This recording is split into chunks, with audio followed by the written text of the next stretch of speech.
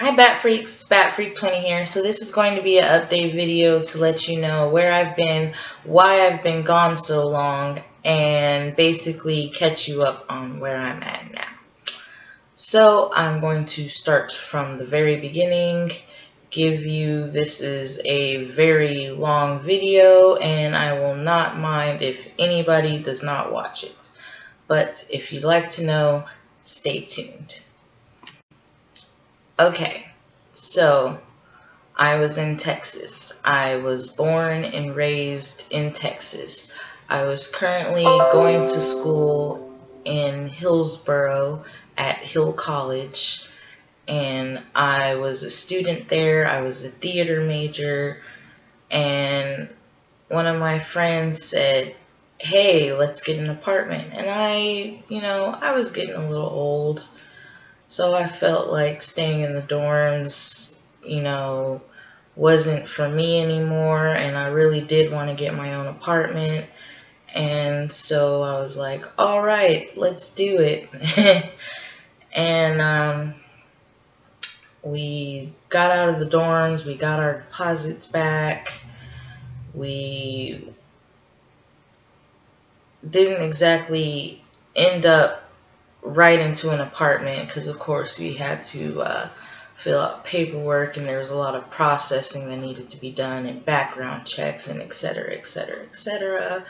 Well, come to find out, the lady who owned the apartments that we were going to, and were the only apartments that were nearby where we needed them to be in town, was very, very, very unprofessional and very lazy with her job, and she would not do anything for anybody, and she was just taking her sweet time doing everything.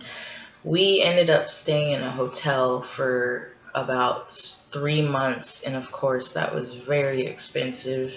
It was like $200 a week, and eventually my friend decided that staying in the hotel was expensive, and of course it was. And also we had got into some misunderstandings and some slight conflict, and we weren't really getting along as well as we should have. And I think on it now, and I feel really bad about the whole situation. But we kind of went separate ways, and she went back home with her family, and I stayed at the hotel. And I ended up working 3 jobs and going to school full time. And at the time, we were doing Sweeney Todd, the musical, The Demon Barber of Fleet Street. And so I had to make rehearsals for that. And I was only getting like 30 minutes of sleep a night. I was not sleeping well at all. And I eventually ended up moving out of the hotel and staying with a guy friend of mine. And some other friends of mine, they were looking for an apartment as well, and I talked to them, and I was like, look, I don't have a lot of options. I'm kind of staying with a friend of mine, but he's not going to let me stay there long, and I really need to get into an apartment, and I was hoping I can get in with y'all. And they're like, yeah, sure, awesome, that'd be great. And I was like, it sounded at the time like it would have been a really good idea, but things kind of backfired. They weren't as, friendly as as I led them to be. Like, they really weren't great friends at all. And I mean, the guy I was staying with, he was a good friend, but the guys that I was trying to move in with, they weren't, as great. And I mean, I forgive them. I'm not one to hold a grudge and stay on something about somebody for a very long time. But anyway, so I couch sat with my guy friend for 6 months, and I started having night terrors and waking up in the middle of the night, and I picked up smoking. I'm a smoker now. And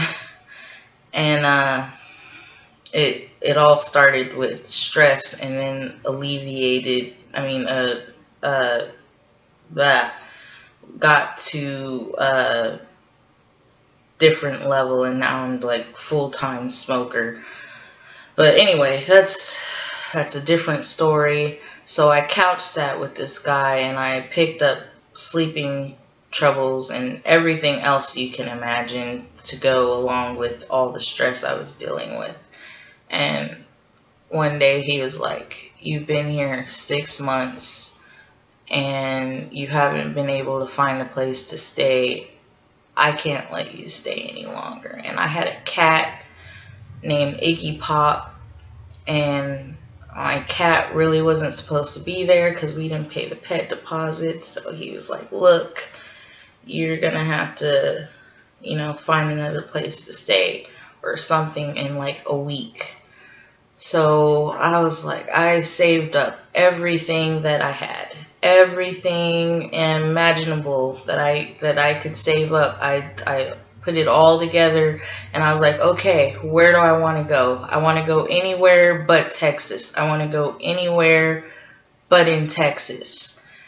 And I decided to go to New Orleans, Louisiana. And my mistake here, I got up on Craigslist and put up an ad, and I was like, hey, I can cook, I can clean, I'm a waitress, I'm a fast learner, I'll find a job fast, I promise, I just need a place to stay. And I kind of like weaned out all the crazy people and got, somewhat of the sane people. And I started talking to this one guy who seemed really, really legit. He was like, look, I understand your situation. I've been through it. He's like, I got an extra bedroom. You can stay in there. And he is like, I'll help you find a job. In fact, I know of a good restaurant. I know the manager, and we'll help you out. So I was like, awesome. So I bought a ticket to New Orleans, went all the way down there, and here's the crazy part. Once I got down there, I was broke. I didn't have any money. It was December. It was freezing cold. This was December of this past year. So this was just last year. This was just a couple months ago. And but anyway, so yeah, it was December. It was freezing cold. I didn't really, prepare well. But anyway, so I get there, and I'm calling him. No, it keeps going straight to voicemail. I'm like, are you serious? I basically got stood up. And I was stuck in New Orleans with no money, nowhere to go. I tried calling the homeless shelters, and all of them were filled up. They had a waiting list. I was like, I don't have any money for a tent, because there's like, in the area I was in by the bus station, there was homeless people sleeping in tents underneath the bridge. And I was like, if I had money for a tent, I would totally do that. But I didn't, and I was like, I don't know what to do. And the bus station wouldn't let me back in the bus station because I explained my situation to them. and basically they didn't care. They told me I couldn't be in the bus station without a ticket, and they told me that I needed to wait outside on the benches. And it was like in this far off area, and it wasn't well lit, and anything could have happened to me. I could have been raped, murdered, kidnapped, anything like that, you name it, because it was in this area. They weren't even watching. It wasn't well lit, and all of these homeless people were like cluttering over there. There's like this lady that was sitting on the bench, and then there's this guy like scratching his arm, and he looked like he was on drugs, and I was like, oh my gosh, this is crazy.